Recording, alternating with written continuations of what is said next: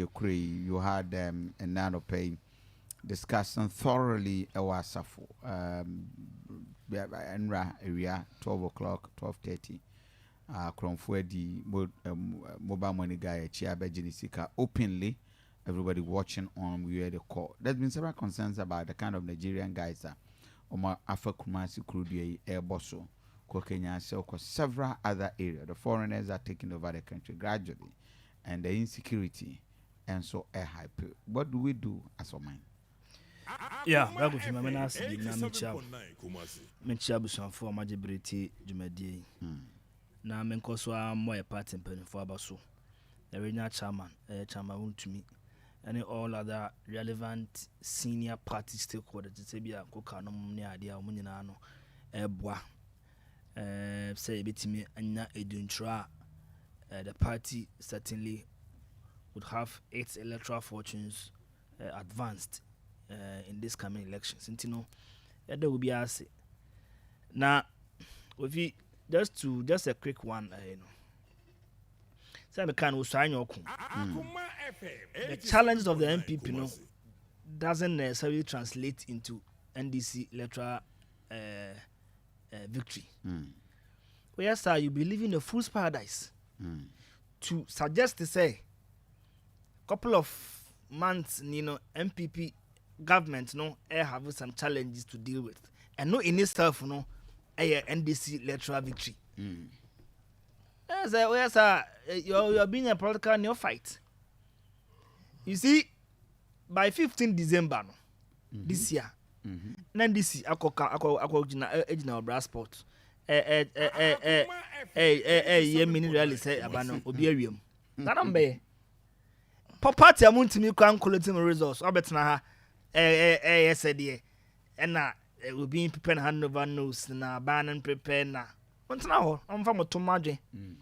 NDC election post Rollins Marino Ghana Hano. When the votes in a rainy. Mo brepa even Tamamu the dam one kabum crab, my year Juma dig the crab. I will breath Marino election Ghana, yes, and Butua. MPP, a cast MPP in election Chromasia.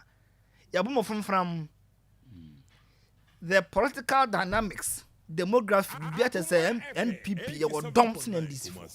The bus of elections, a boom. More than much from a bossa, Munio. It does a mabon, you be away beyond rain. What's ya? And no hossery. Anyway, Ubika says, Seminar may metia Madame Hosso. Okay, and here and no. Mother Govi, Marafu Quantum now, we are now candy, or Casa Manidi. Mother Govi, security no. Point is that the first law of nature is self-defense. Maybe I wouldn't be my personal security. And yeah, dear, one casano, be responsible for. Because Ghana and practice one policeman to one citizen. No. And to one number be you have to be conscious politically. So can out Timwa, because you say unam no, or rahe. Some say you can come. I when we call level be a. So on kwana Timwa, obi ntifana za cry day, emurem. Na loke o ka na atiwadi. Because man hu bia obi the traffic so a ana traffic mu a na hwe wo fam a obi abe pa na sum ana so obi abe fa ne phone ana say many young people nam sata Accra East Legon very underpass under bridge this one na MP phone okra na o WhatsApp as o chat na akwaya be shimfun ya fi MP sam the ram MP say hey Asase what the call then so atin ja because you right when go so na MP o ma ya trace match no shim ko e utin ya say o shim ko anyere won sam na mfase kan kra ngo a kire hey o de call Georgia Hotel so ya me kire they say police for everybody are holding man nimre e jin go for phones da ya dikam ya hwem go for phones da o de awurase ho enti baby ho a wonam a one kasa na also obo ho ban in the first place because criminals are a step faster than the police because police ni obi obo so kono dey so to a plan say be kono wa hane say police enya tip of ohun ade ne be si na bi o makopa nkofra chi akwan enti e bi ona mo so we security conscious ene ye one of go fi two issues of yanka say police fire no mo ti kromwa kromwa your culture bi say oni ho nyasem a ho no e ka bi ma no say ho na ho ni kamafo but elsewhere ho you dare not one kasa bo hu se me ho ma bento se me ye me niam asa ho but kromwa no ye ho na odi se hunu because e call police station kra no ho no kane kwakwa himfia kromani no ye tata wo se ne ho because kromani de e do netia ai na ho aba mo na ni kan wo jeje no sako chana adi anim apem na nei opa ma Nigeria ni ne Uganda ni nya issue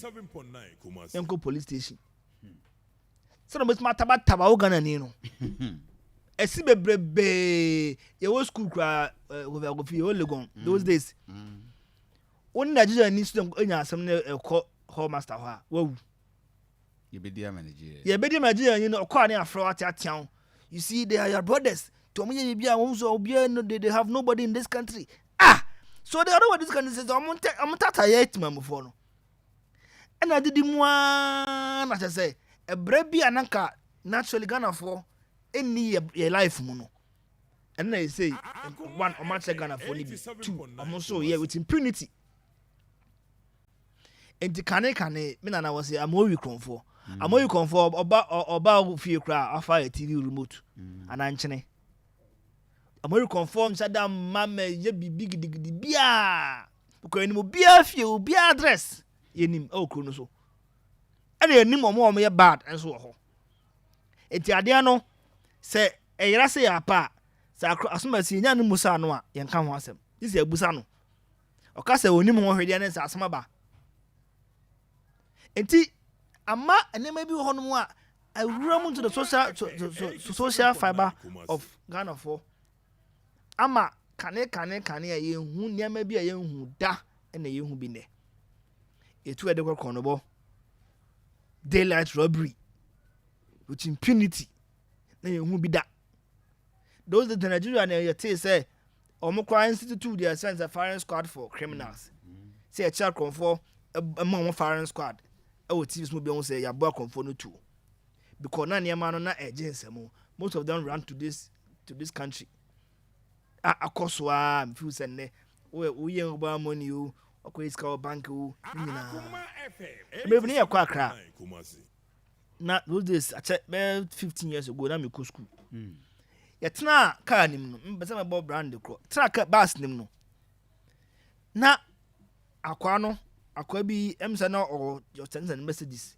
do attend nchen no suspect say asa unia chata unia yen asa wo che say ye betu ye drew just say or ma lead ana okwata driver ni no ye ni mo he dey say ya tanaka ya so ye fun ye tie nyum ye two car driver ni ade wura sabre na efa car no Asafo abi ye two car na no drew the nearest police station sabre am tana ye say how to say ye ben Jubilee Park Zongo driver ni ada me dey ma police me dem ba unu aso anwene hwe masa ye hwehwe mu no fa me kan 15 years ago na etuo be say small pieces be for e sha akwa no bag ni wow na say in fact omo yin police for na age no nti ye hu dey see but I suspect say na bia o man kofo no lead an go say bia duru ha Akoma FM enti bia wo bia no o so we careful ye krom mampon yi sabre enche pi o traja mase no a o wura mampon kun nim o na kofo no gina yeah and those were ya nkasa ye boys anomo area mu ho until say be see police post onom jaye now he be omu jan bokono no a ente da nya far away from town enti engofo omu numpom ho na edi say adwuma no but uma bi kan asem bi Say Bompa say bintu. 87.9 Kumasi. Sakasa no pregnant with several meanings. Say unia bi nguda, say obabi nguda, say oyiri nguye, o maami nguda. Obia say ene sa akosia kronfo Bompa say bintu go because hono de who share kronfo say ya pa. Say more or less we ya ba no. Nkopon boa na so mo anyo nkwa de afa ngudwane. Na bi kwa ahwe nso ni wo ho. Ya baba bu. Oh, send Jose o kona ma mfa hwe nhyɛ ho. Scanner oja to fie no kwa another kosa ho yare.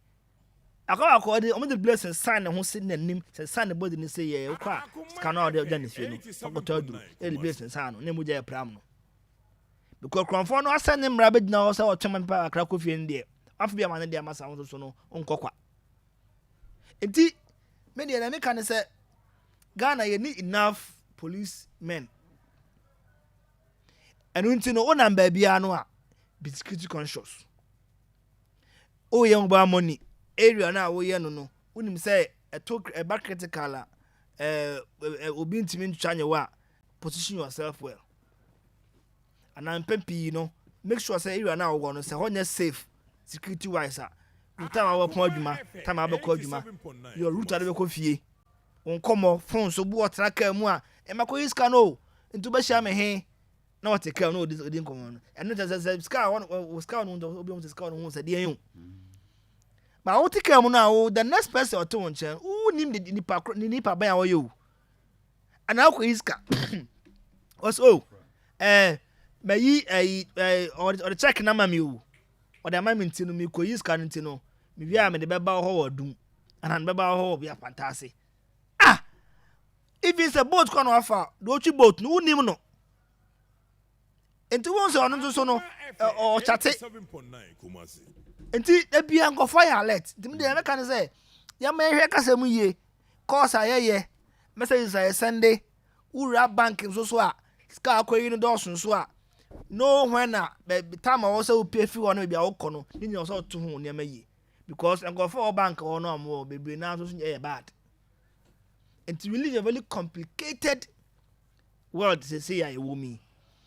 You have a duty to make sure say you adhere to the principle say the first law of nature no is self-defense and be security conscious in our contemporary world of coffee. 87.9 Kumasi. But I say Fuga mama into you. Yeah. Sorry, Kofi.